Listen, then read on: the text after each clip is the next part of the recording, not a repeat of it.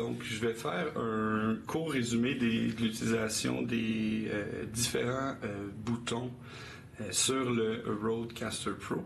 Donc, premièrement, vous avez les 4 chaînes, donc la chaîne 1, 2, 3 et 4, avec les volumes pour les micros. Donc, les 4 chaînes, dans votre carrefour d'apprentissage, on va essayer d'identifier les différents micros. Donc, si, par exemple, j'enregistre un podcast à 2 personnes, bien, je vais mettre du son pour le micro 1 et 2. Puis, complètement en bas, vous avez les boutons donc pour les écouteurs. Quand c'est vert, ça veut dire que vous entendez dans les casques d'écoute. Et si jamais le rouge comme ça, avec le son coupé, ça veut dire que le son du micro est coupé. Sinon, en haut à droite, vous avez le volume pour les différents casques d'écoute sur les 4 micros.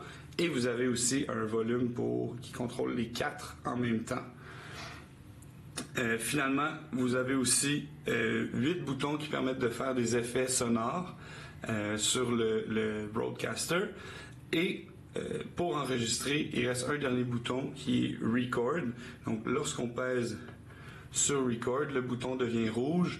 Il y a un symbole d'enregistrement avec le temps qui augmente. C'est parce qu'on enregistre. Et ensuite, on repèse sur Record pour arrêter l'enregistrement. Et par la suite, on peut envoyer à l'ordinateur l'enregistrement en faisant Option, Podcast. Et en fait, ici, c'est pour l'option podcast, c'est pour écouter sur le casque d'écoute ce qu'on vient d'enregistrer. Donc, on vient d'en enregistrer un, on pourrait l'écouter. Mais pour l'envoyer, c'est dans Advanced, Micro SD. Donc, on peut soit le mettre en mode transfert, comme ça ici.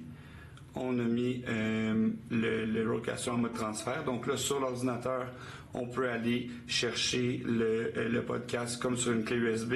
Sinon, on peut aussi, à l'arrière, il y a une petite fente derrière pour la carte SD. On peut prendre la carte SD et la mettre directement dans l'ordinateur.